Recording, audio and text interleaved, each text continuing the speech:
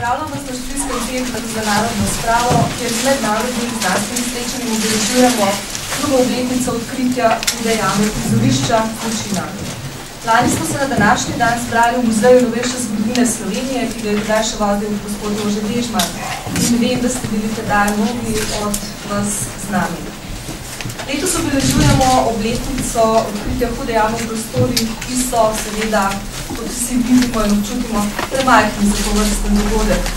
Žal pa nam trenutno finančne razmere ne omogočajo drugačnih aranžmajev.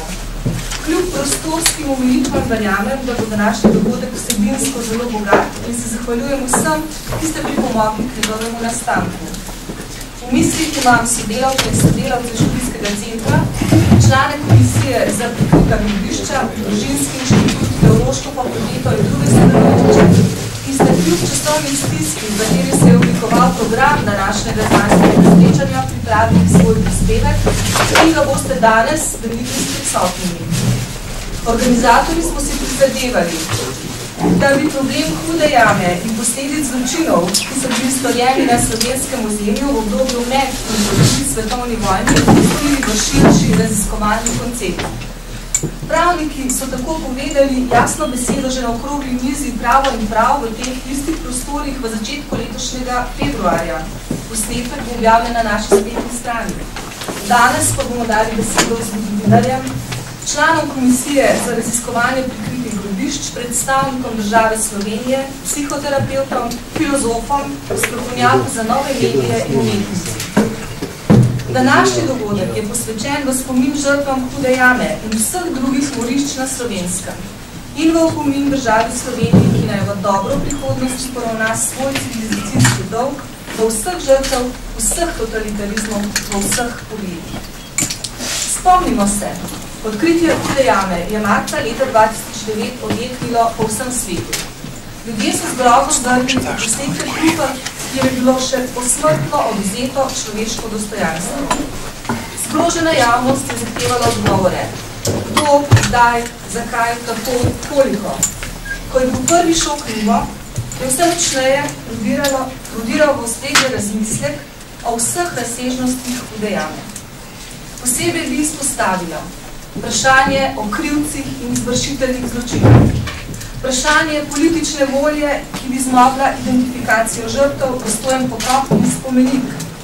Vprašanje etike in sposobnosti civiliziranega odnosa do žrtev, nikoli sojenih in vendar neusmiljeno umorjenih. Vprašanje prava, ukazovalcev in izvršiteljev zločina, sposobnosti njihovega prepoznavanja in privedbe pred roko pravice. Ponovno je vzniknilo tudi vprašanje o odgovornosti za prevaro, s katero so tedanje britanske oblasti konec maja in v začetku junija leta 1945 izpeljale prisilno repatriacijo 11.850 Slovencev, ki so se v strahu, še kako upravičeno, pred novimi jugoslovanskimi oblastmi zatekle na avstrijsko Koroško. Vrnjeni v Jugoslavijo so bili, kot vemo, razen redkih izjem izvensodno umorjeni. Ponovno je oživela tudi ideja o nujnosti ustanovitve Britansko-slovenske zgodovinske komisije, ki bi na podlagi znanih, pa tudi na novo odkritih virov, celovito in nepristransko proučila in osvetlila dogajanja, ki so privedla do zločina v Hudi jami in na drugih slovenskih moriščih po koncu druge svetovne vojne. Do sedaj se je pod pobudo za ustanovitev komisije podpisalo približno 1400 ljudi in sredi aprila ob robu mednarodnega znanstvenega posveta v Londonu bo pobuda skupaj s podpisi izročena britanski in slovenski vladi. Postavlja se tudi vprašanje o genocidu, ki so ga komunistične oblasti izpeljale nad drugačnimi sredstvi oziroma tako imenovanimi političnimi nasprotniki. Medije pa so brez milosti uvrstili tudi starejše, ženske, mladoletnike in otroke. Je potrebno definicijo genocida razširiti. To je nenazadnje ena od ključnih tem razprave o totalitarizmih, ki se je v zadnjih 2 letih razumela tako na svetovnem kot tudi na evropskem prizorišču. Zelo pravičeno pa je pljusknila tudi na slovensko. Sodeč po vztrajnosti nekaterih nekdanjih komunističnih držav članic Evropske unije, ki so tako kot Slovenija preživele komunistični totalitarizem v vseh svojih pojavnih oblikah, se razprava, med drugim tudi na temelju tako imenovanega španskega poročila in poročila Evropske komisije iz decembra 2010, še ne bo tako kmalu zaključena. Sicer pa evropske ustanove, od Evropske komisije do Evropskega parlamenta in Evropskega sveta, jasno zavračajo zločine nacističnih, komunističnih in drugih totalitarnih in avtoritarnih režimov. Slovensko predsedovanje Evropski uniji je spodbudilo evropski spravni proces z organizacijo prve javne tribune o zločinih totalitarizmov. Slovensko predsedstvo Evropske unije je v angleškem jeziku izdalo mednarodni zbornik s prispevki strokovnjakov o zločinih totalitarizmov. Slovenski del tega zbornika izdaja študijski center v naslednjih dneh v slovenskem jeziku. Javno tribuno je organiziralo tudi češko predsedstvo Evropske unije, v tem letu pa tako madžarsko kot polsko predsedstvo pripravljata v Bruslju kar nekaj dogodkov na to temo. V okviru Evropskega parlamenta je bila ustanovljena posebna skupina evropskih poslancev, ki si je nadela ime Sprava evropskih zgodovin in je zelo aktivna in med drugim poudarja pomen poprave krivic. Slovenski prostor je seveda specifičen. Ne gre samo za to, da naša huda jama tudi vsega hudega vajene kolege iz podobnih institucij, kot je študijski center, pretrese do dna duše. Gre za neko čudno neobčutljivost in sprevrženost slovenskega prostora, kjer se opravičujejo, pa ne krivci, pač pa žrtve, kjer se napada ljudi, ki po desetletjih zaukazanega molka pripovedujejo svoje zgodbe in se jih etiketira z revanšisti, kjer se boji in napada zgodovinopisje, ki podira gnile tabuje, ustvarjene za utrjevanje večnih in nespremenljivih resnic, ki so jih v demokratičnih družbah že zdavnaj pospravili na središče zgodovine in vzbujajo posmeh v tamkajšnjih akademskih krogih. Naj bi mu tu dovoljeno citiranje nekaj stavkov iz članka, objavljenega v uglednem nemškem časopisu Frankfurter Allgemeine Zeitung v torek 1. marca letos. Ko govori o spremembah arhivskega zakona po hitrem postopku, novinar Karl Peter Schwarz pravi, citiram, da je ta zakon eden od mnogih ukrepov, s katerimi se vse od zmage levice na parlamentarnih volitvah leta 2008 naprej skuša rehabilitirati komunistični režim. Na to med drugim kaže tudi novo poimenovanje ene od ljubljanskih ulic po komunističnem diktatu Josipu Brozu Titu, nadalje podelitev državnega odlikovanja zadnjemu komunističnemu direktorju tajne službe Tomažu Ertlu strani predsednika države Danila Türka, kot tudi to, da so na vsa ključna mesta v pravosodju bili imenovani politično obremenjeni kot tudi poslušni sodniki in tožilci. Trenutno poteka negativna kampanja proti študijskemu centru za narodno spravo. Center je bil ustanovljen zato, da raziskuje zgodovino totalitarnih režimov, fašizma, nacionalsocializma in komunizma. Odkar je študijski center v svojem komentarju ene od EU študij opozoril, da so nekdanji člani zgodovinske komisije Centralnega komiteja komunistične partije in drugi režimske zgodovine še zmeraj dejavni kot univerzitetni profesori, je začela levica zahtevati zaprtje centra. Konec citata. Refleksij in neodgovorjenih vprašanj je 2 leti po odkritju hude jame torej še mnogo. Pravzaprav iz dneva v dan več. Na študijskem centru menimo, da je naša civilizacijska dolžnost, da poskušamo iz različnih zornih kotov iskati odgovore na ta vprašanja in tako prispevati k zdravljenju ene od največjih, če ne celo največje slovenske travme. Vse tiste, ki godrnjajo in pijejo ne preteklost, že vendar enkrat prepustimo preteklosti, pa bi rada spomnila na staro in neštetokrat udarjeno modrost, ki pravi, kdor ne pozna preteklosti, je obsojen na njeno ponavljanje.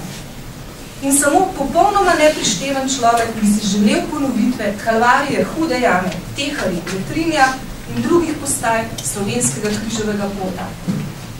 Morda se zdi tole o obnavljanju zgodovine obrabljena fraza. Ampak dovolite mi, da si pri njenem zagovoru pomagam z mislimi iz teksta, ki sem ga pripravila za knjigo gospe Milanke Dragar o hudi jami in Srebrenici. V razmišljanju o 2 zločinih mi je za izhodišče služil tekst Nobelovega nagrajenca, pisatelja Iva Andrića. Takole pravi, najrazličnejša so bila in bodo, toda 1914 leto bo ostalo zaredno izjemno. Tako se vsaj dozdeva tistim, ki so ga preživeli. Njim se zdi, da ne bo mogoče ali pa ne bo dovoljeno nikoli, pa če bi še toliko govorili in pisali o tem, povedati vsega tega, kar so ljudje videli takrat, čisto na dnu človeških usod, izza tančice časa in totalno pod dogodki. Kdo naj bi izrazil in bil posrednik, tako vsaj mislijo, tistih kolektivnih drgetov, ki so na lepem razgibali množice in začeli prehajati živih biti na mrtve predmete, na pokrajine in stavbe. Kako naj bi človek opisal tisto valovanje v ljudeh, ki je nihalo med dnevnim živalskim strahom in samomorilnim navdušenjem, med najbolj nizkotnimi, krvološkimi in zahrbtnimi roparskimi nagoni in najvzvišenejšimi početji svečeniškega žrtvovanja, v katerem človek prerase sebe in se za trenutek dotakne sfer višjih svetov z drugačnimi zakoni. Tega ne bo mogoče nikoli izraziti, kajti človek, ki kaj takega vidi in preživi, onemi, mrtvi pa tako in tako ne more govoriti. To so reči, o katerih človek ne pripoveduje, pa reči jih pozabi. Kajti, kako je mogoče, da bi se ponavljale, če jih ne bi zagrnila pozaba? Konec citata. Mrtvi ne morejo govoriti, živi onemijo.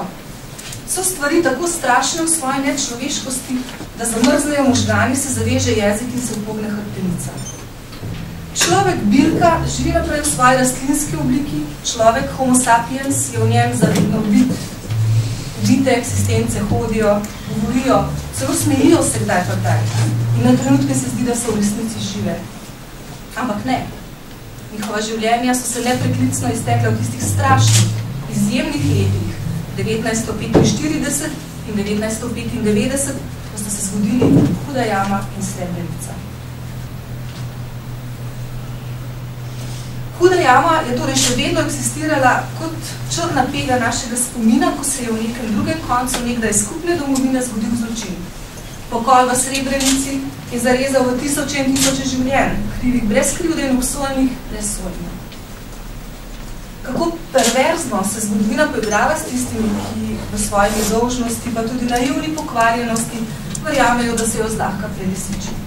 Da sta za ukazani molk in vas se obrnjena bolečina način preživetja. Da lahko koračijo, ki skrijejo že skrinke za izgubljenimi dragimi. Da lahko brez sledov skriješ tisoče in tisoče nekdaj človeških biti v skladovnice nevidnih okostnjakov. Naivna pokvarjenost, ponorelo zlo in nojevsko tiščanje glave v pesek, so si v Srebrenici še enkrat podali roke. Katarza je prihajala počasi. Zločin v Srebrenici je uspavano in samozadovoljno evropsko zavest pronical tako silovito, da ga tudi najbolj obskurni mediji spoštljivo omenjajo kot največji zločin nad civilnim prebivalstvom na evropskih tleh po drugi svetovni vojni. Kot da bi kaj štelo, če si največji v zločinskosti. Kot da je pomembno, da ima največ zmasakriranih in poniženih žrtev. Žrtev je žrtev, ne glede na to, kdo jo je mučil, ubijal, zapiral. Pravi resolucija o evropski zavesti in totalitarizmu, ki jo je aprila 2009 z veliko večino glasov sprejel Evropski parlament. Stara dama Evropa popravlja svoje grehe. Počasi, za marsikateri okus prepočasi. Generacija žrtev izumira. Ostajajo generacije mladih, ki imajo pravico vedeti, kaj so počeli njihovi očetje in dedi. Razumeti, katere silnice so jih zajele v svoj mrtvaški ples, da so počeli norosti, ki homo sapiensa spreminjajo v homo lupusa. Predvsem pa ne ponavljati grehov svojih očetov in dedov. Huda jama na svoj predelnik še čaka. Bo največja, bo najbolj strašna, bo najglobja, bo vse to in še več. Kam na zemljevid svojih kolektivnih norosti jo bomo postavili Slovenci? Zdi se, da v tem trenutku poskušamo predvsem pozabiti na njen obstoj in na tista ganljivo zverižena človeška telesa, ki so bila nekdaj mlada, polna načrtov in življenja. Morda bodo kipne radenki z Hude jame kar izginile, če zatremo oči in se delamo, da jih ni. Morda moramo samo molčati, mi, ki smo živeli. Mrtvi pa tako ali tako ne morejo govoriti. Je že tako, da stvari ne tečejo tako, kot bi si mnogi na slovensko, premnogi želeli. Pusti silijo na dan. Mrtvi po neki preprostemu razumu, nedoumljivi logiki, slej ko prej spregovorijo. Bomo v smrtne krču čakali na njihov žakus, ali bomo v svetnem spoštovanju civilizacijskih norov poskušali ugotoviti, kdo vse so bili, pravili dostojen pokop in se poklonili njihovemu spominu. Svoj dolg pa bodo poravnali tudi politika, pravo, zgodovinopisje in izobraževanje. Huda jama in Srebrenica sta zbirna točka, v kateri se lomijo vrednote naše civilizacije. Samo dve možnosti izbire sta. Želim si, da bi zaradi prihodnosti naših otrok in naših vnukov izbrali pravo.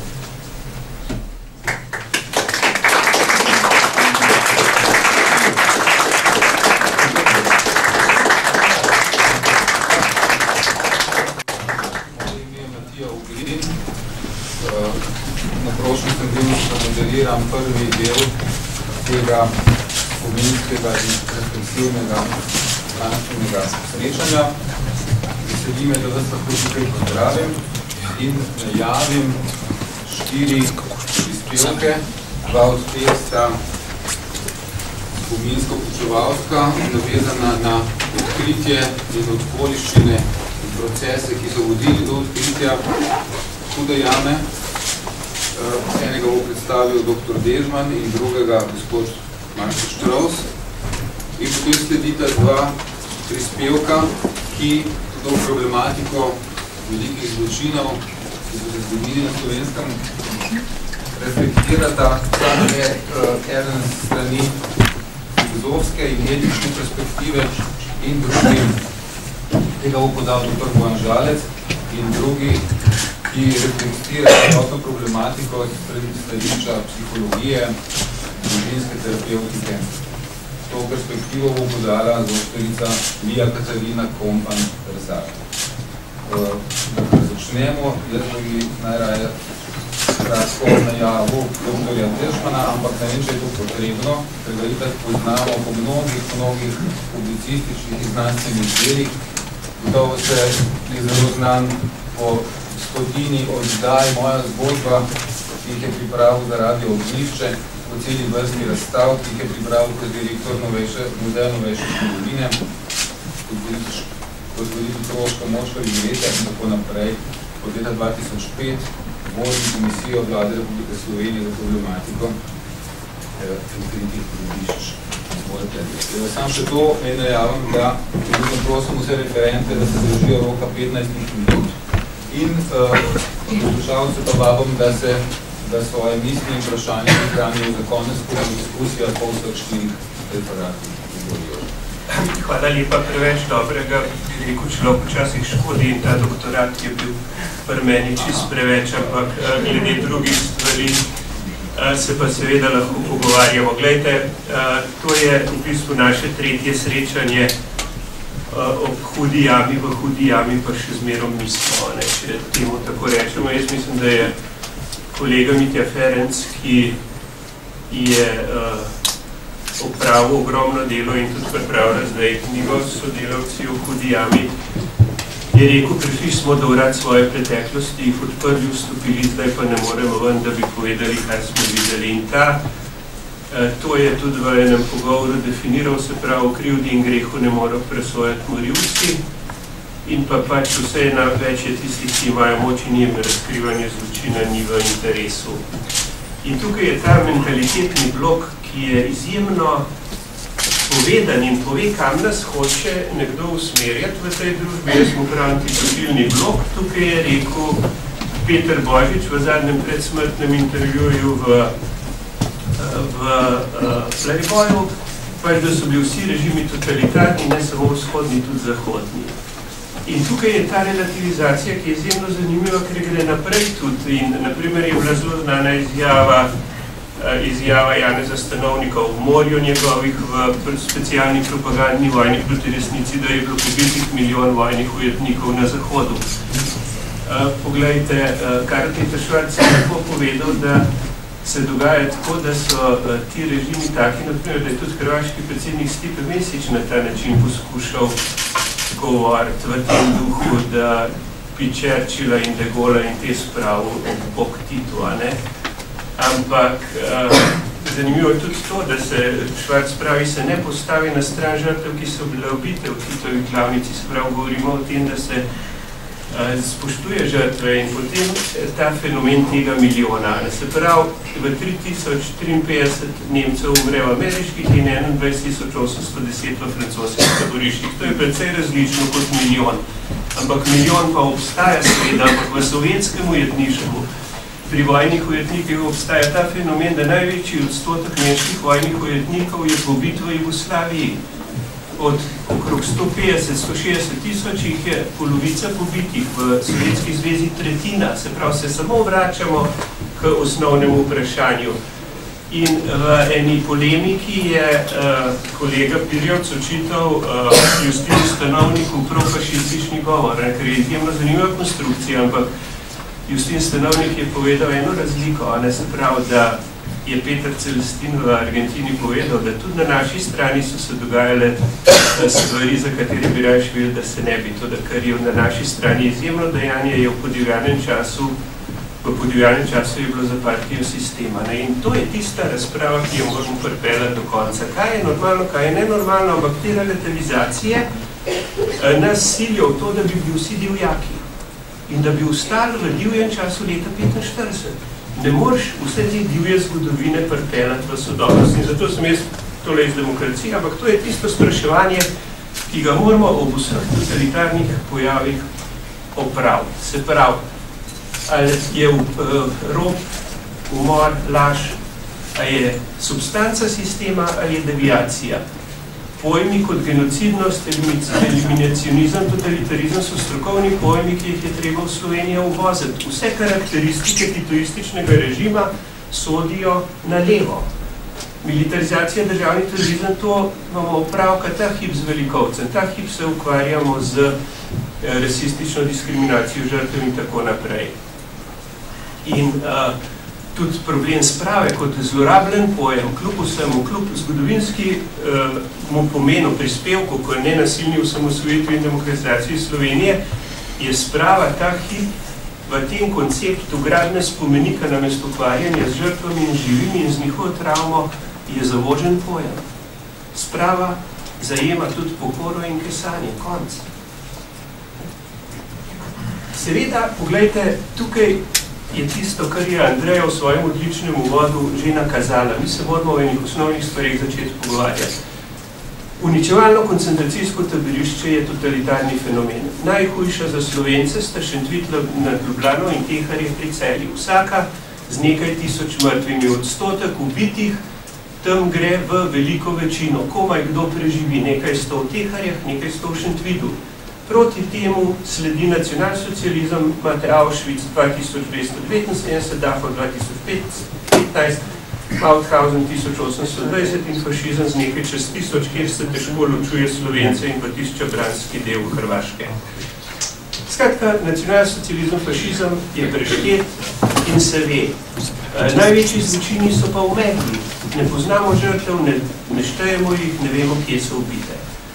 Potem naslednja stvar tega nesrečnega našega titoizma. To je statistika gospoda Portmana, ki Titu pripisuje 180 tisoč žrtev. Jaz moram reči, da je en gospod Sokolov, en resen sovjetski raziskovalec, piše o 340 tisoč. Hrvati je zadnji podatki, kot tam vidite, poteka izjemno živahna razprava. Se pravi 718 lokacij, 628 masovnih, grobnic 171 posameznih, 89 tisoč žrtev Hrvaška. Mi imamo v Sloveniji oceno teh 600 grobišč in nekaj tisoč posameznih grobov, ki jih pač verjetno ne bomo vseh najdel, in okrog 100 tisoč.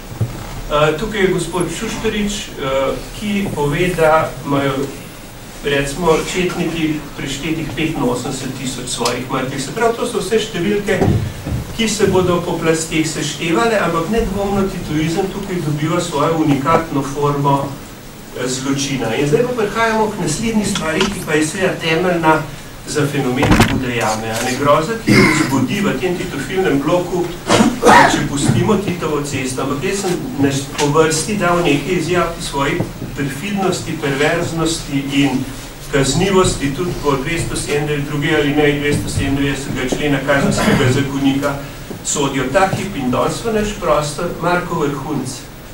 lahko da je kakšna ženska v Hudi jami od tistih, ki so umrli v taborišču, recimo v Teharjih ali v Kidričevem, ker je bilo toliko primerov, ker pa tam ni bilo pokopališču v Celju, so jih pač pokopali v Hudi jami.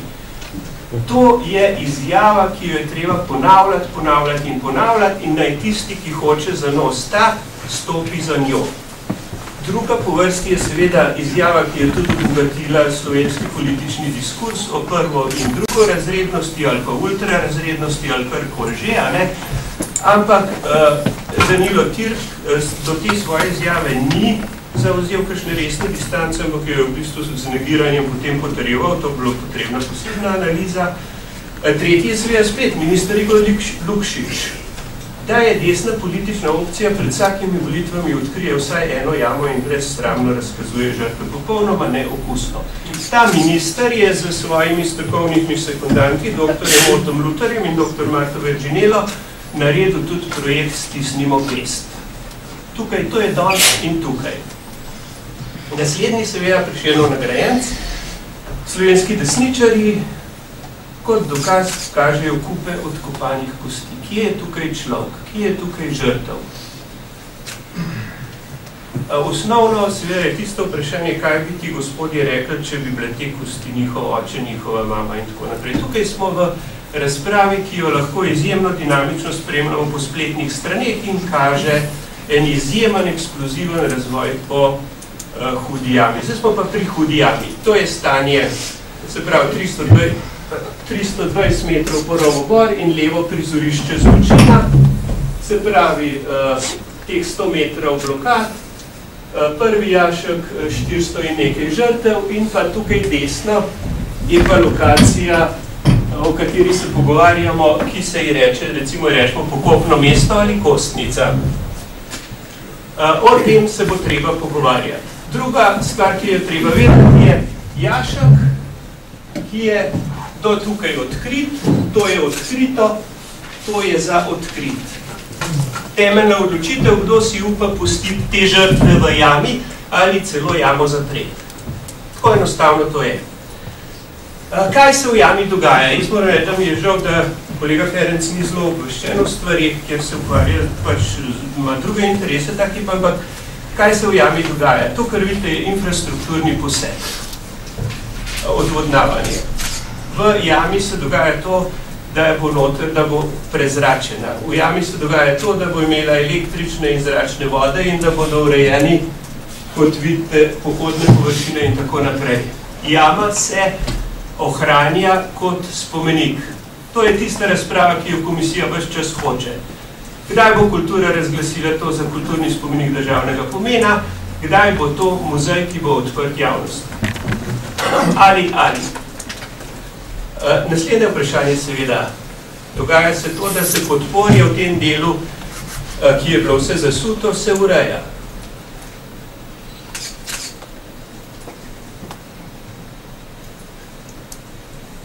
Tudi se zaradi, da ne bo postanih pritiskov, da ne bi bilo razpisano, prihajamo do urejene jame. Naslednja stvar. To je prostor, pokopno mesto v tistem levem delu, predlagano, to ni nujno, da je začasno, ampak vse procedure za ureditev pokopnega mesta zunaj, razen če bi jih vozilo kostnico v Maribor, trajajo nekaj let. To smo poskusili z občino Laško in to ne gre. Tukaj je treba se s polno operativno odgovornostjo do problema obnašati, ampak žrtve ne morajo ležati po jami, ampak jim je treba urediti pokopno mesto in konc. In to pomeni, da bo tale kostnica je tako splanirana in bo tako tudi realizirana. To pomeni, ne glede na to, da mi kostnico tam delali, ne je ta material iz jame treba zvoziti, ker je lastnina Laškega in ta kostnica bo zdaj izgledala, kot vidite, tako se je nastajala in takole je urejena in bo do konc meseca narejena. V aprilu se žrtve prenesejo tja, potem bo komisija imela tam javno sejo in se lahko slovenska javnost do problema opredeljuje. Zdaj pa pogledajte tehle nekaj slik. Libuče, Globasnica, Šentvid v Podjuni, Kamenska gora, Dobrna vas, Klinje, Žrelec pri Celovcu. Kaj so to? To To so prizorišča množičnih prikritih grobišč, bi jim po slovensko rekli, na slovenskem Koroškem. Sam kaj pa je razlika, da niso prikrita in da so urejena? In kaj je tole? To je podoba, ki se reče Grobak. Bila je na naslovnici knjige Sprava z umorjenimi starši leta 2004. Kolega Črt Friedrich, kaj pomeni grob, je tisto, o čemer se pogovarjamo. A znamo urediti grob za te žrtve, ki na Slovenskem ležijo, kjer smo po vseh mednarodnih uzancah nujni ali ne. Dušce, naslednja faza, 2005. Za grobom so duše. In še ene dušice. In pa en znak iz leta 2002. Poskus prepovedi z vseh strani, Zveza borcev, Ministrstvo za kulturo, projekt med Kljukastim križem in Rdečo zvezdo je referenčni projekt za soočenje totalitarizmov. To je kolega Mlakar naredil v galeriji Društva likovnih umetnikov, tako je bila prijava na policijo. Kljukasti križ in Rdeča zvezda, tudi leta 2004. In letos preganjanje kmetov, naslednja faza razpada tabuja. Ali hočemo kladu, ki ubija, ali hočemo žlico, ki hrani, ali hočemo srb, ki reže glave, ali hočemo srb, ki žanje. Ni treba 3 minut, ker sem zaključil. Hvala lepa.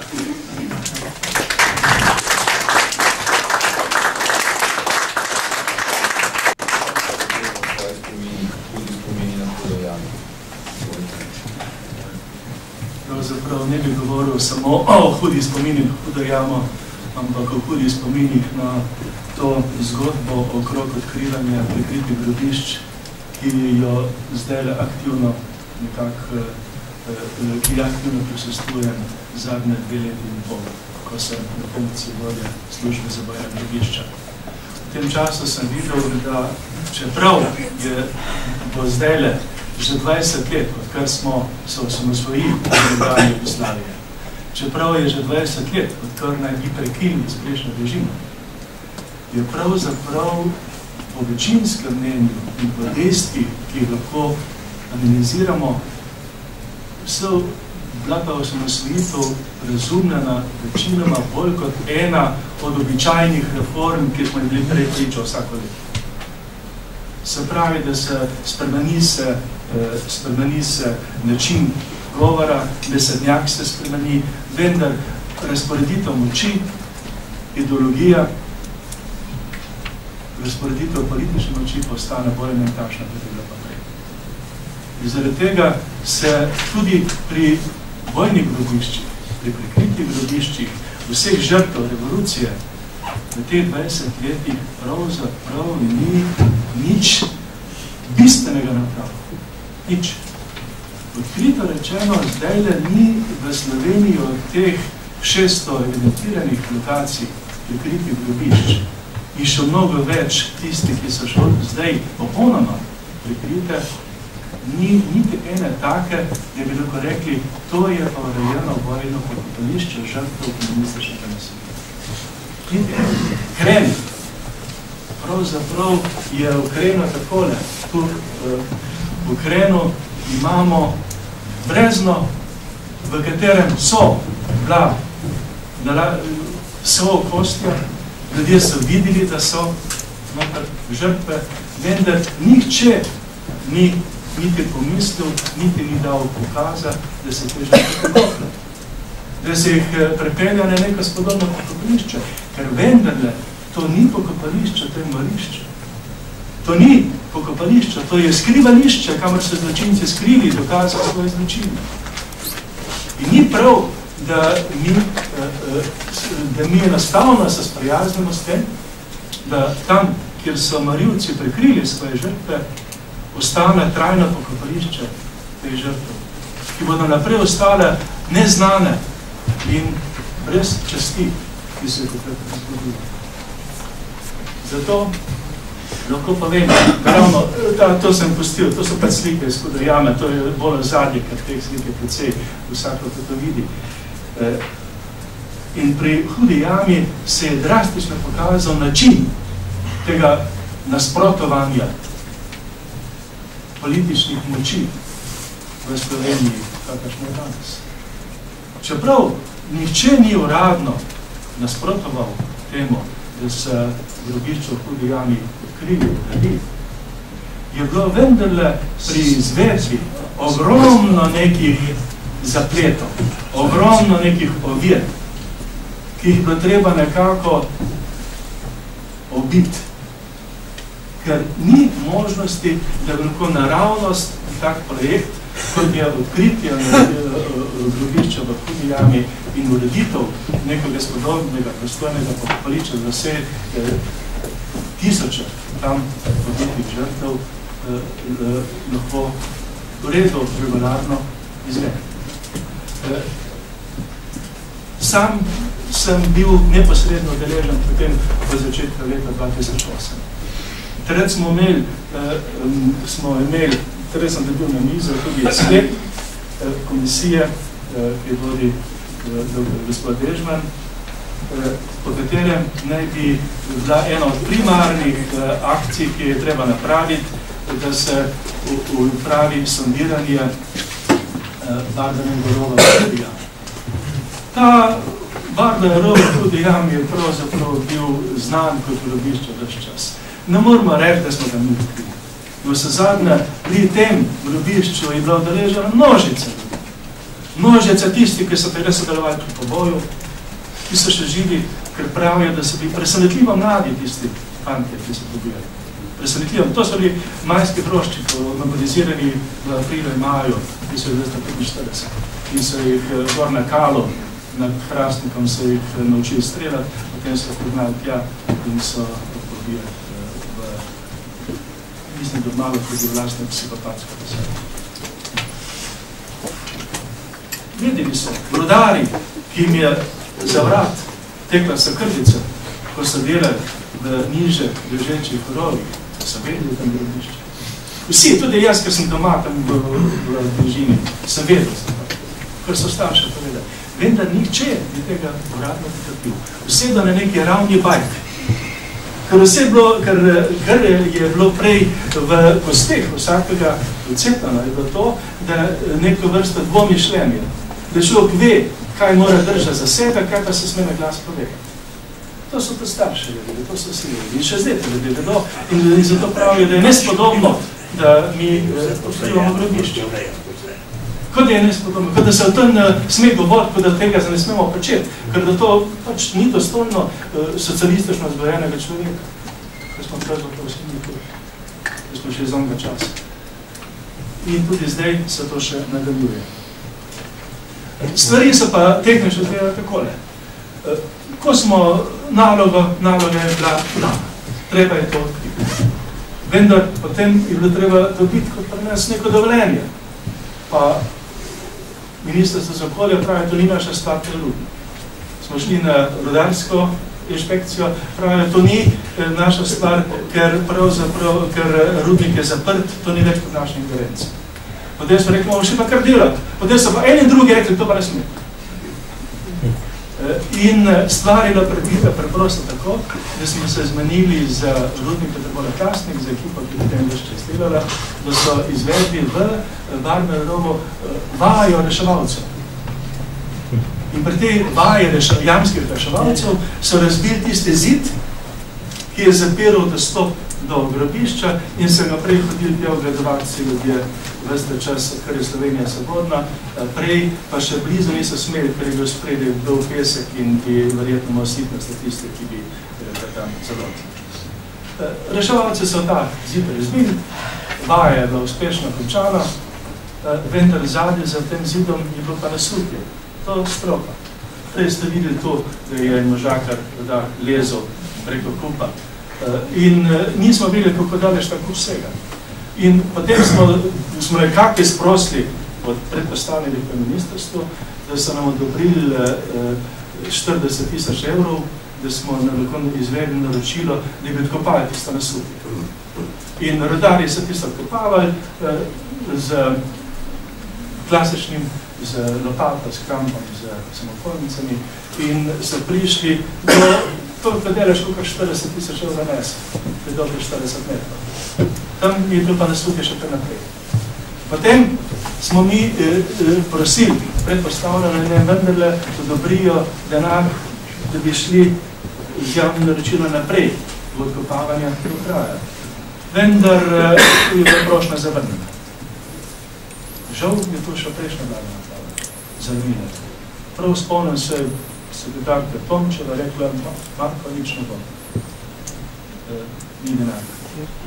In potem je malo pred koncem mandata vendarle denar prišel, vendar tretjega županec proračunskega leta nismo ga izvesti.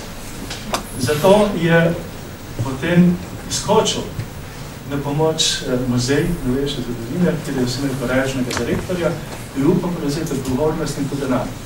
In smo nekako spravili tiste denar, ki je prepozno prišel na naš račun, 129 000 evrov, preko Ministrstva kulture na muzej novejše zgodovine in muzej novejše zgodovine potem prevzel investitorstvo oziroma financiranje teh raziskovalnih del in je sklenil sam pogodbo, pogodba je bila sklenjena, rodarci so odkopali in se kopali potem do 3. marca 2009, ko smo prišli do sem, do grobišča.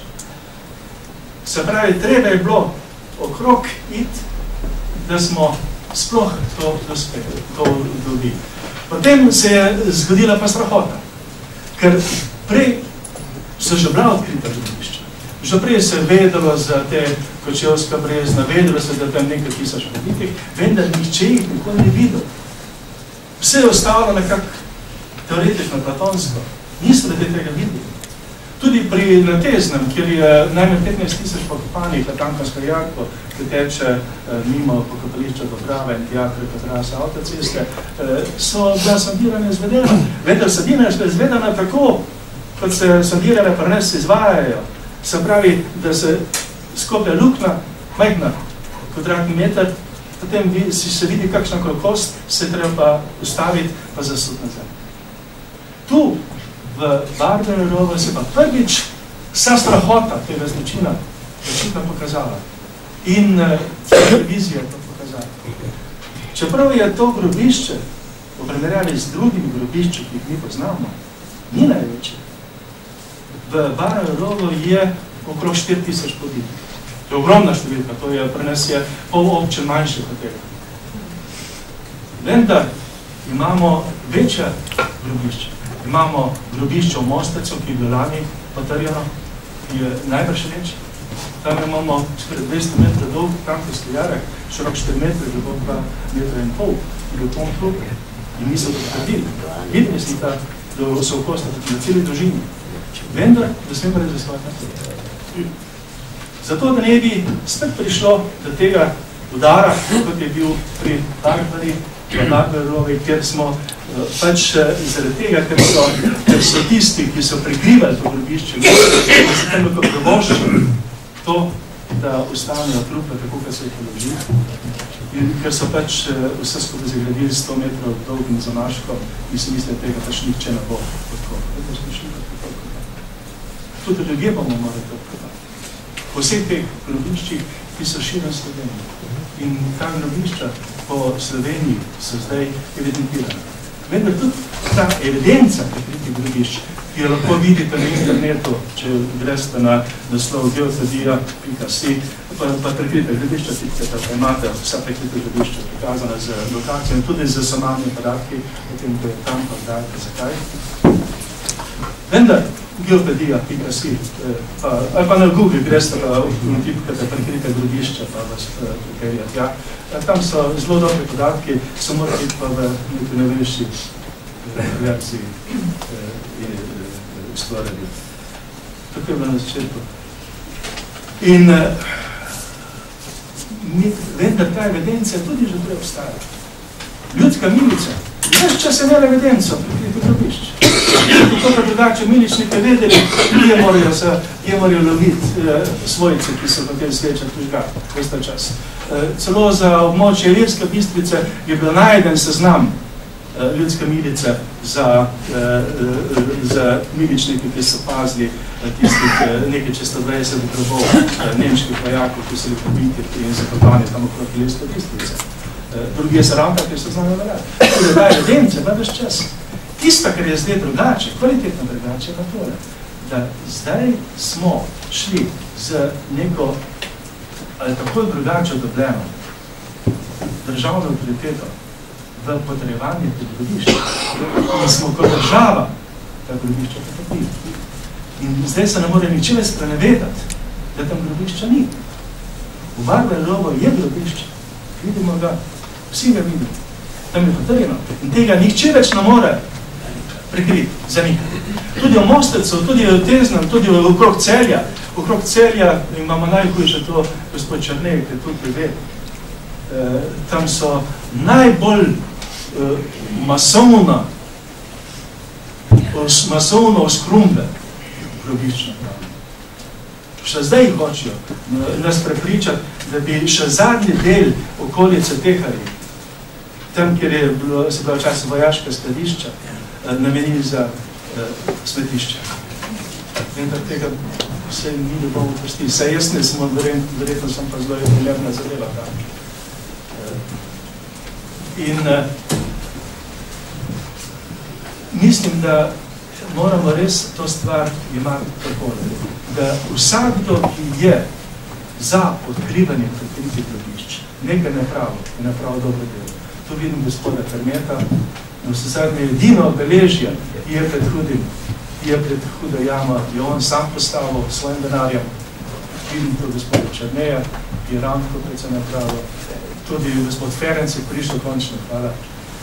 In se pravi, to so ljudje, ki so napravili neke korake naprej. In ti koraki so nereverzibilni. Tega nihče več ne more zanimati. Ravno zato, ker smo ta tabu, ki je prej visel na grobišči, uspel nekako dvigni. In tam, kjer je sonce posvetlo, tam posvetlo ostane. To ostalo spominja. Treba je ta naloga še končati. Veliko je še za napraviti in jaz mislim, da prej slego to, kako se napravljamo.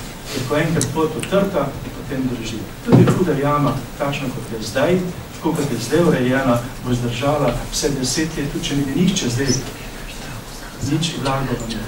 V tem času pa se tudi kdo prišel, ki bo to delo nadaljeval in da smo dobro spričali. Hvala.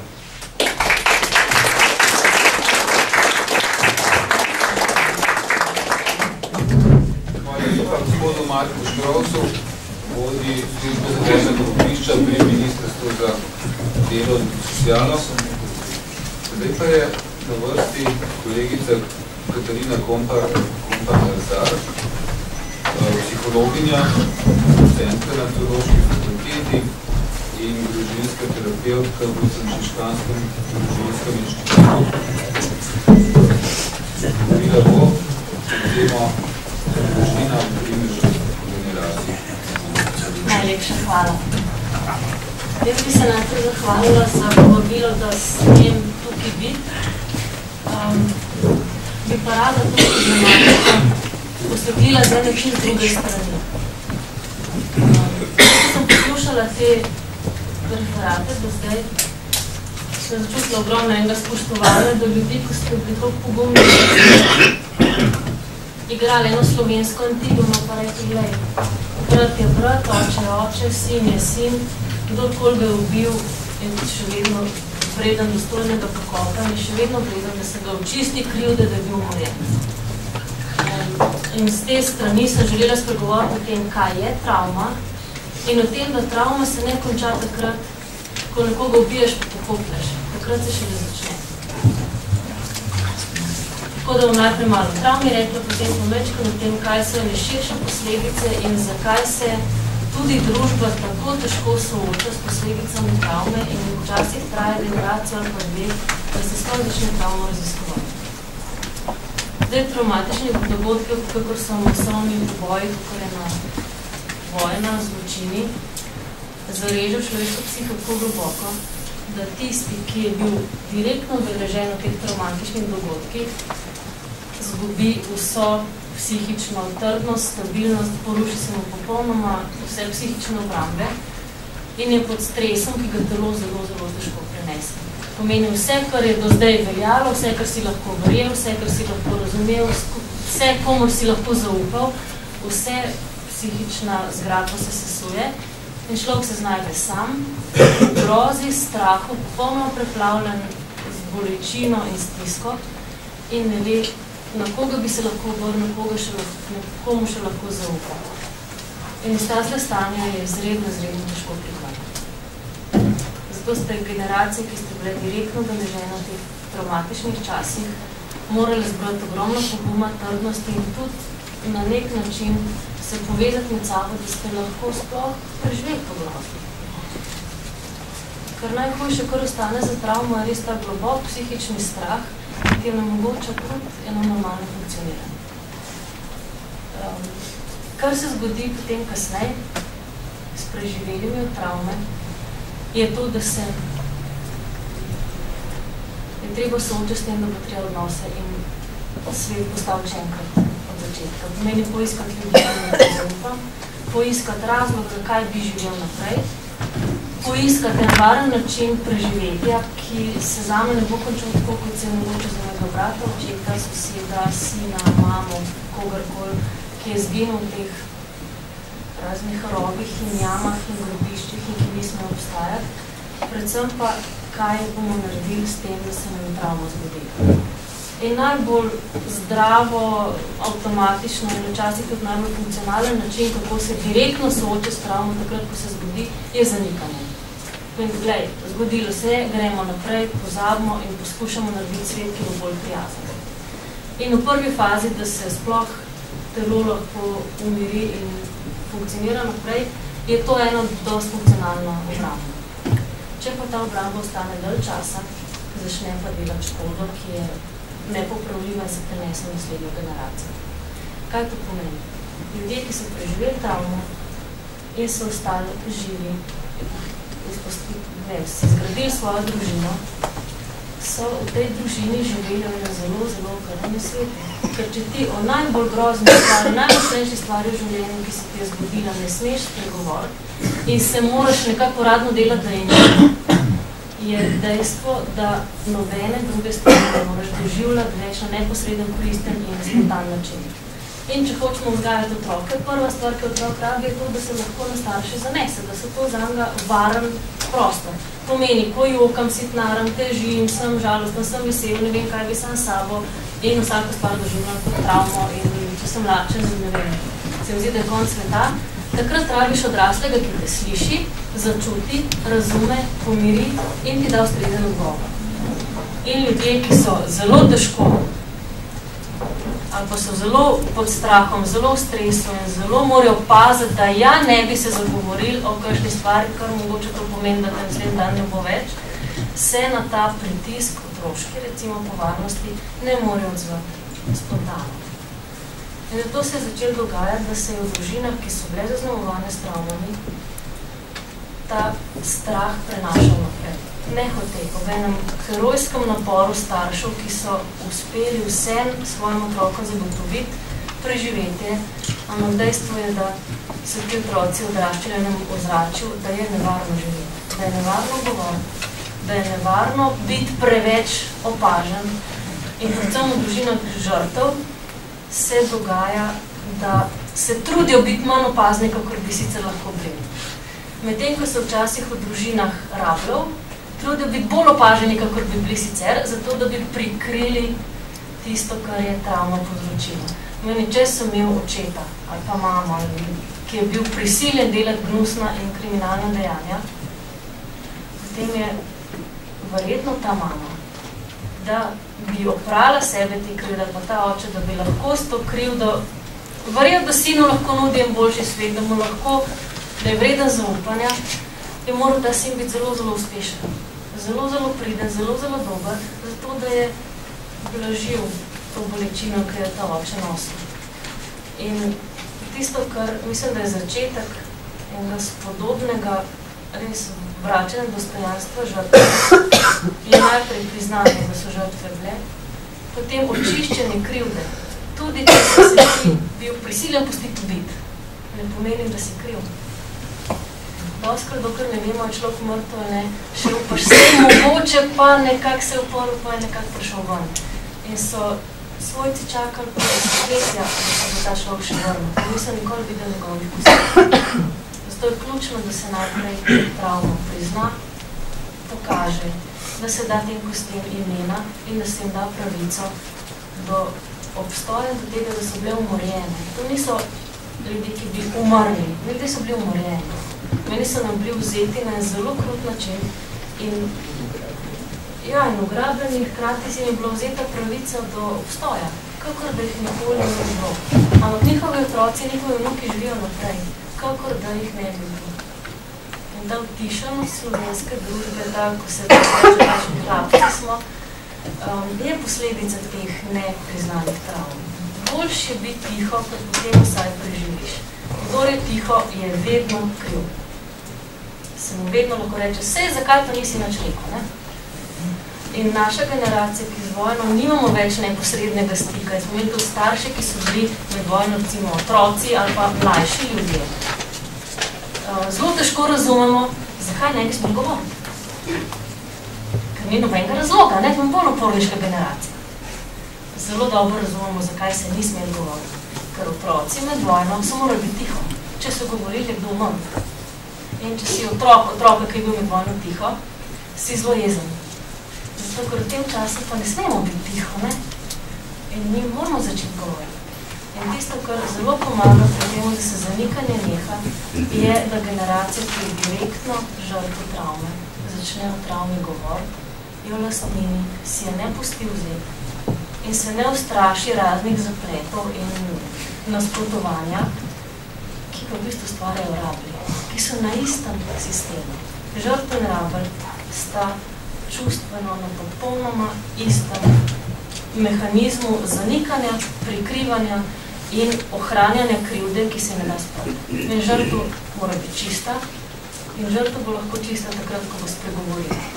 Ko bo povedala stvari, ko se bo povezala na tak način, da bojo vsa imena, da bo vsaka kost dobila svoje imena.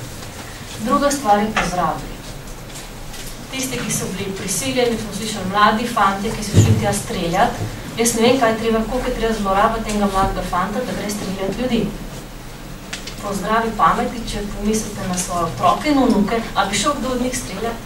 Jaz mislim, da ne. To ni posebna težava, ampak je treba popraviti. Je treba te ljudi zadosti ustrahovati in dovolj podpreti najslabše vir groze, da samo ustrezan ideološki mehanizem in dobro namerno vodstvo, ki želi ubijati. To je vse. Ja. In zato pravim, da tisto, kar je najtežjega tukaj, je, da je šlo za eno zelo, zelo veliko zlorabo, ki so pa poganjali ljudje, ki niso pobijali direktno. Ponavljati ne. Zato, ker si niso mazali rok. In v bistvu niso krivi. Tisti, ki so pobijali, pa so kriv, da nima kaj narediti. In dokler se ne spregovori, dokler se ne pokaže tega sramu in groze, ki so jo ubijalci doživljali, dokler se ne bo dal odpreti tega dela zgodovine in reči, glej, sram me, gnusam se sam v sebi, ker sem se pustil prisiliti. Po lastni volji, v to, da sem šel streljati ljudi, ki mi niso nič naredili. Ker sem si pustil sprati glavo toliko delač, da bom celo življenje živel z enim gnusom in prezirom do sebe. In tak človek zelo težko vzgaja naslednjo generacijo. Zato, ker mora molčati. In če ti ne smeš govoriti o najglobih stvarih, ki jih nosiš v sebi, tudi svojega otroka v najglobih stvarih ne bo slišati. In na ta način se travma prenaša naprej. In če gledamo prvo generacijo po vojno, kakšne težave je imela, kaj se dogaja v 70-80 letih z odraslimi ljudmi. Ločevali so se, ne, pa moderno je bilo splave delati, pa moderno je bilo kakšno afero, tukaj pa tam imeti James Bonda, smo gledali takrat, ne, vsakeč je imel drugo žensko. Pa bilo to zelo normalno. Ker to je način, kako se izogibaš tej notranji praznini grozi in enemu občutku nevrednosti, ki ti ostane, če živiš v okolju, v katerem se nikoli ne more stvari govoriti neposredno. In kaj delajo vnuki? En otroci, ki zdaj odraščajo. Ja, ne bi delali, vse je imel brez veze, na nek način vidimo, da šolski sistem razpada na eni strani, na drugi strani razpada delovni sistem, zveze razpadajo. Jamramo, da ni zadosti otrok, ni prostora za njih. Otroci bojo takrat, ko bomo jame spraznili, ne? Vsaka kost, ko bo dobila ime, bo prenesla enega novega otroka. Vsaka kost, ki bo ostala brez imena, bo uničila enega bodočega otroka. Ker dokler ne mora vsaka generacija lastniniti svojih ljudi in priznati, da so živeli in da so na krut način bili vzeti od nas, toliko časa življenja ne more naprej. Meni tisto, kar je še ena zelo težka stvar, ko nas čaka, mogoče nas, pa tudi vas, vsaka generacija ima svojo nalogo, je to, da si te travme razdelimo. Meni, da najprej povemo, da se je zgodila, kako se je zgodila in kakšno stisko in koliko enega zanikanja, prikrivanja in groze ste morali prva generacija nositi, zato da smo lahko mi preživeli. Da bo lahko vsaka generacija živela v svojem življenju in je zelo kruto vračati se nazaj v tisti čas, ko so travme nastajale. Ampak kaj bo moral to narediti?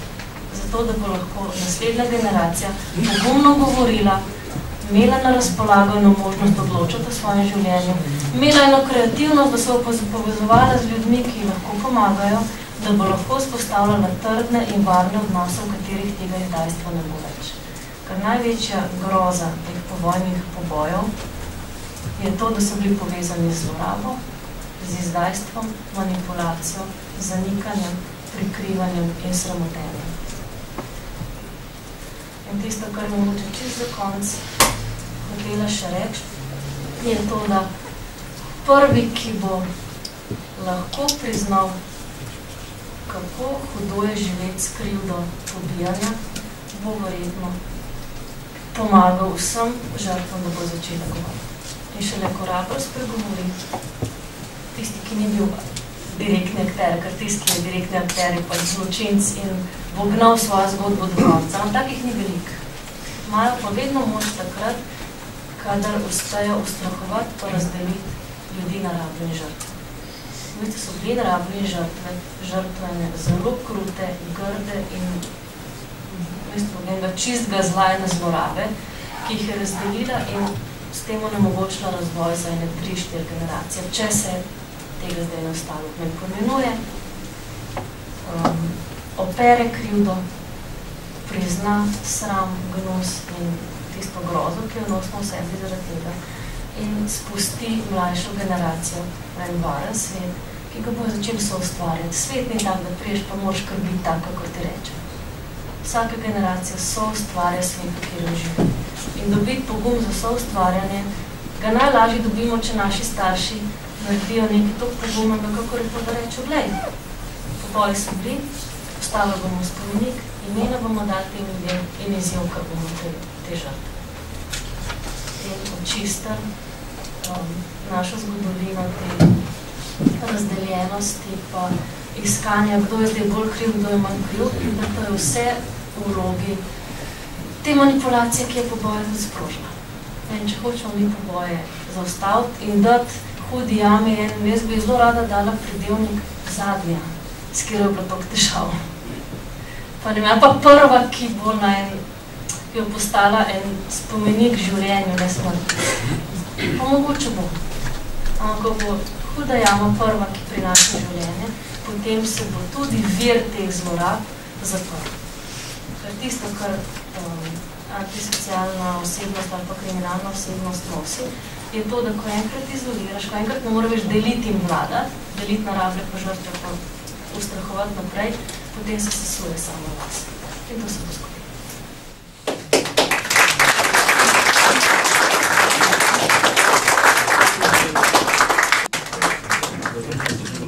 Na vrsti naš kolega Bojan Žalec,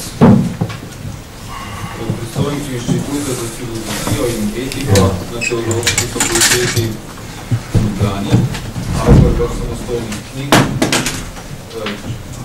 več let tudi urednik knjižne zbirke Caritas. Govoril bo o etičnih vidikih problematike, o kateri danes premišljujemo.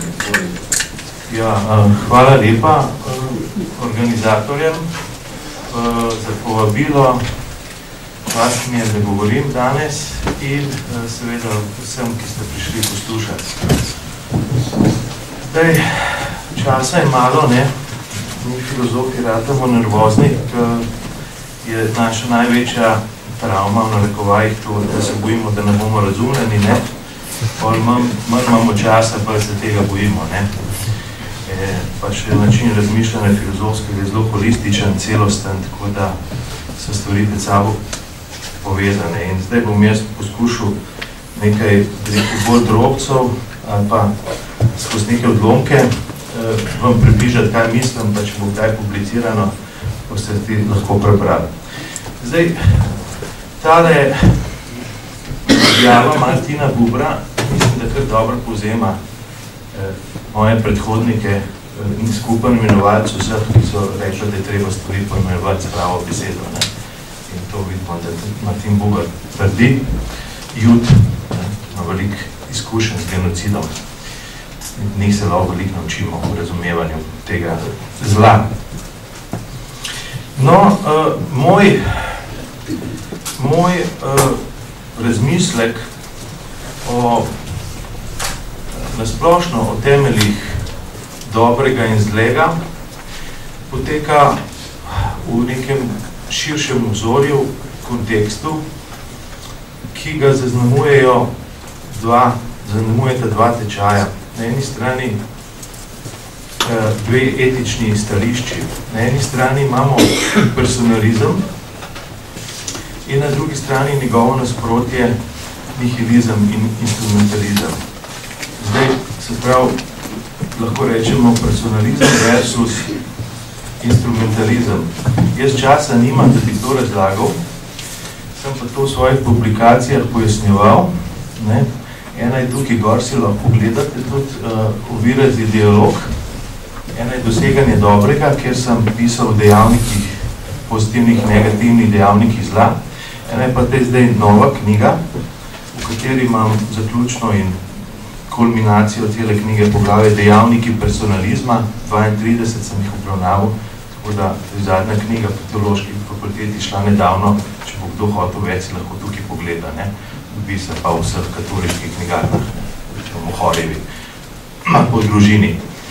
No, tako da, ampak v bistvu tega personalizma pa nihilizma oziroma instrumentalizma naslednje. Za personalizem je stališče, za katerega je vsaka konkretna oseba najvišji cilj in za katerega je razcvetanje te konkretne osebe najvišji cilj. Ne nekih abstraktnih ljudi, ampak tukaj in zdaj vseh naš, bi rekel, brezveznikov, narekovajih, s milijon pomanjkljivosti, mi smo najvišja vrednota, vsak od nas. Za instrumentalizem je pa seveda stališče, v katerem in obzorje, v katerem so osebe instrumentom po latinsko, se pravi, sredstva za doseganje nečesa drugega. Bodi si za prevlado arijske rase, bodi si za dosego komunizma, ali pa zgolj za polnjenje žepa nekaterih in hranjenje njihovega pohlepa. Torej, tukaj mislim, da poteka temeljni boj med dobrim in zlem. Naš etični projekt lahko definiramo raziskavo in projekt lahko definiramo takole. Ukvarjati se s temelji dobrega in zlega se pomeni ukvarjati z pozitivnimi oziroma negativnimi dejavniki personalizma in instrumentalizma.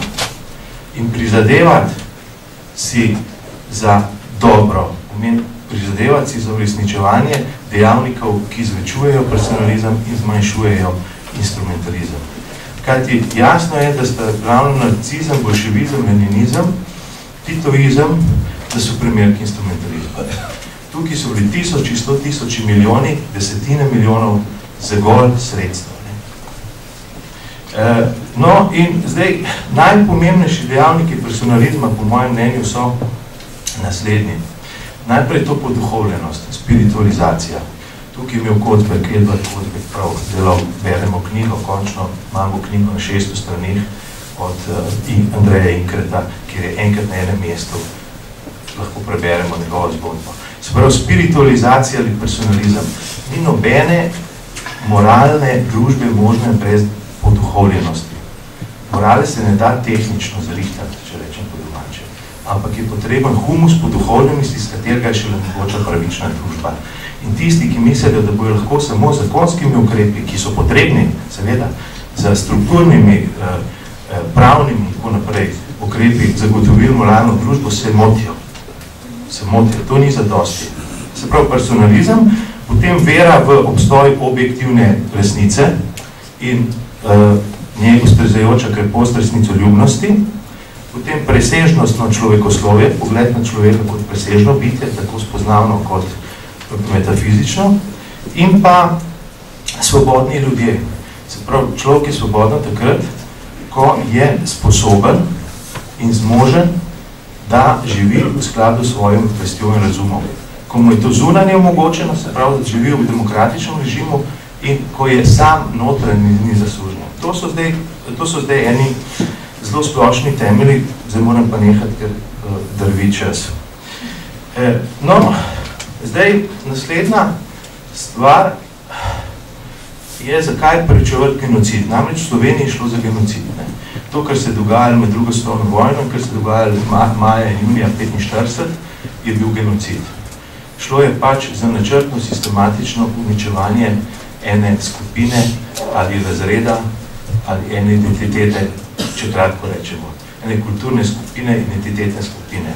Se pravi, imamo pravka z genocidom, če Huda jama je primer, grozljiv primer tega genocida, se rečemo, zakaj se ukvarjati z genocidom.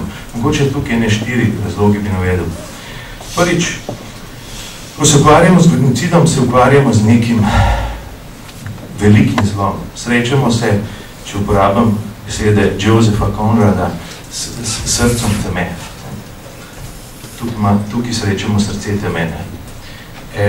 In vsak, ki se ukvarja z genocidom, vsako preučevanje in tudi drug usmerjen k razumevanju spopadom z genocidom pomeni boj proti temu velikemu biču človeštva. Drugič, preučevati genocid pomeni tudi neko osebno poglobitev, razsvetlitev, spoznanje, ker razumevanje genocida šele prav pomeni razumeti človeka in vse človekoslovne vede, vso humanistiko in družboslovje. Sprav, tisti, ki razume genocid do neke mere, veliko boljše razume tudi ekonomijo, veliko boljše razume zgodovinopisje, veliko boljše razume filozofijo. Je tukaj en profit, ne? Čeprav ga spremlja nelogodje zaradi stalne prisotnosti genocida v človeški zgodovini. Tukaj nelogodje se bo kdaj stvari spremenile. A res ne bo nikoli več Auschwitza, a res ne bo nikoli več Tihare. Tako naprej. To je pa spremen. Tretjič je dober razlog za počevanje genocida, da se na področju genocida srečamo s celo vrsto vznemirljivih tem z področja družboslovja in humanistike. Recimo, kako se ustvarja zgodovina, kako se proizvaja zgodovina, kakšen je vpliv genocida pri proizvajanju, kreiranju zgodovine, konstruiranju zgodovine, njegovega zanikanja. No, pri preučevanju z genocidom se nam pa še nekaj dogaja, ne? Namreč, pri preučevanju ali soočenju z genocidom je kot bi gledali v brezno in kot bi brezno gledalo nazaj v nas. Človek je soočen s svojo krhkostjo, moralno pomanjkljivostjo in ranljivostjo. Soočimo se celo s svojo zmožnostjo, da druge sovražimo, da jih izključujemo ali marginaliziramo, da podpiramo njihovo zatiranje in iztrebljanje. Ta spoznanja niso lepa, vendar so neizogibna. In lahko vodijo k ponižnosti, preredki kreposti v akademskih, političnih in drugih krogih. Pošten, presunjen in moralen človek v primeri genocida še posebno pretehta svoje besede. Spomnimo se našega predsednika Danila Türka in njegove izjave iz pred 2 let o drugorazrednosti teme, ob odkritju Hude jame. Na kakšno poštenost, na kakšno moralnost, na kakšno presunjenost kažejo te besede. človek je v soočenju z breznom nekako prisiljen, da ne govoriči in baročno pleteniči, ampak takoj naravnost poda svoj odnos do brezna, do teme. Če te psihološke ugotovitve držijo, ali je potem predsednik pred 2 letoma preprosto izrazil, brez ovinkarjenja in naravnost, bistvo svojega odnosa do brezen, kot je huda jama in z njo povezan genocid. Naslednja stvar, kar bi rad povedal, da lahko to genocid še preciziramo. Namreč v Sloveniji ni šlo natančno rečeno za genocid, ampak je šlo za tisto, kar nekateri avtori imenujejo klasicid, se pravi ubijanje razreda, ali pa politicid, se pravi množično ubijanje ali uničevanje ljudi po merilu dejanske ali zgolj pripisane politične pripadnosti. In to je tist manko, ki ga dobro poznate, ki ga spregleduje tudi konvencija o genocidih iz 48 leta in ki ga delno sanira Evropska konvencija o človekovih pravicah, ki pa je omejena pač na evropski prostor in tako naprej. Se pravi, zelo se mi zdi pomembno podariti, da je šlo pri nas za klasicid in politicid. Pomembno je tudi to, da se vprašamo, zdaj tukaj nimam, jaz sem pripravil ene par filozofskih aparatov, pojmov, s katerimi bi se lahko mi res to poglobili in zastopali, zakaj gre, upam, da v publikaciji. Če nekaj bi podaril, kar je za našo sedanjost pomembno, za naš narod pomembno. Kaj se uničuje pri raznih cidih, etnocidih, genocidih, politicidih, klasicidih? Ni nujno, da se uničuje samo skupine, razredi, rečemo identitete, tako, da se ubija pripadnike teh skupin. Lahko se ubijajo gospodarski, življenjsko pomembni dejavniki na področju gospodarstva, na področju kulture, na področju ozemlja. In takrat je to vodil genocid, ker se dogaja na našem Krasu z razprodajo parcel, je začetek nekega genocida ali etnocida, ker bo lahko pomenilo eliminacijo z tega prostora slovenskega življa ali pa njegovo marginalizacijo. Zelo pomembno je še ločevati, se pravi, jaz tukaj ne moram povedati vsega, strukturno nasilje je bilo tukaj omenjeno. Genocidov ni mogoče razumeti, ker jih ponovati izvajajo neke velike sile države in tako naprej, brez strukture ga ne širja. To je nasilje, ki je upeto v nek sistem, v nek background, v neka ozadja. In gotovo je ključno, da je pojem strukturnega nasilja ključen za razumevanje genocidov. Vendar pa se moramo čuvati tega, da pa potem mislimo, da strukturno nasilje odvezuje ugotavljanje odgovornosti. Ne, tudi v sistemih strukturnega nasilja se da odgovoriti, katera ustanova ali katera oseba, pravna ali fizična, kater agens je odgovoren za določena dejanja in katere učinke je povzročil in kakšni so bili posledici njihovega dejanja. Tako da tukaj se mi zdi, da tukaj ne bi smeli biti dileme. No, zdaj pa je tukaj neki strategiji, ki niso znane sam za Slovenijo značilne, ampak tudi nasplošno, če brskamo literaturo, skozi zgodovino, horizontalno, vertikalno in tako naprej najdemo. Več upravičen genocidov, da se poskuša opravičevati in upravičati genocid. Najprej imate recimo utilitarno upravičenje. Tudi da mes lahko en primer in zato je recimo instrumentalizem, kot sem rekel, da je največje zlo. In to vidimo tudi recimo na primeru genocida v Sloveniji. Kajti kaj je mantra, ki jo akademska srednja v Sloveniji skozi ponavlja? Ja, bile so žrtve, zdaj rečejo, že so bile, ampak tistih 15.000 pobitih in tistih 150.000 vdov, svojcev in tako naprej, ki so trpeli segregacijo, marginalizacijo, poniževanje, so nujna kolateralna škoda v procesu emancipacije, se pravi osvobajanja od klerofašizma. In s tem je končano. Tako pač je, ne, ni šlo drugače. Sej, jaz jih ne bi mogoče odbi, ampak to je. In to je instrumentalizem, vidite? To je klasičen primer instrumentalizma. In ker je naš, ker je leninizem, recimo, par excellence instrumentalistična miselnost, in ker je prežeta naše družboslovje in humanistika in morala kot zgodovinski faktor z instrumentalizmom, ljudje to kupijo. Več kot pol Slovencev na to gladko pristane. In se mi zdi popolnoma razviden in jasen argument. Tiste, ki malo spomigneš, ampak rečeš, ja, kvač bom. No, to je recimo neka vrsta utilitarnega, instrumentalističnega argumentacije. Drug primer je, da je genocidna dejanja se zagovarjajo kot primeri upora in dejanj zatiranih, ne?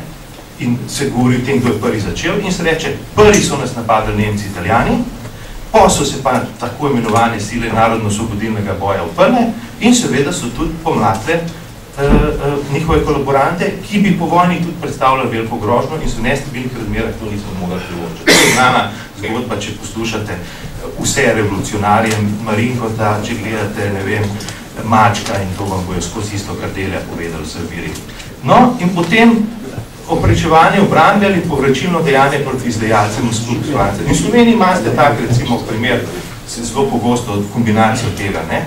Recimo, okupatorji so začeli in nosilci tako imenovane najprej so se borili proti njihovim kolaborantom, kolaborantske skupine bo potrebno uničiti, ker se nismo mogli pravočiti obstoje grožnje, ki so predstavljali. To je pač dobitev posod, ne? Vse to so vsi praktici isto govorili, oni vedno isto govorijo, ne?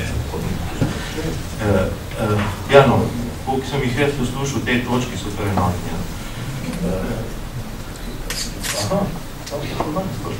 Dobar. No, zdaj, tako da tukaj bi jaz mogel zaključati, se zahvaljujem vsem za pozornost in moderatorju za potrpežljivost. Hvala lepa.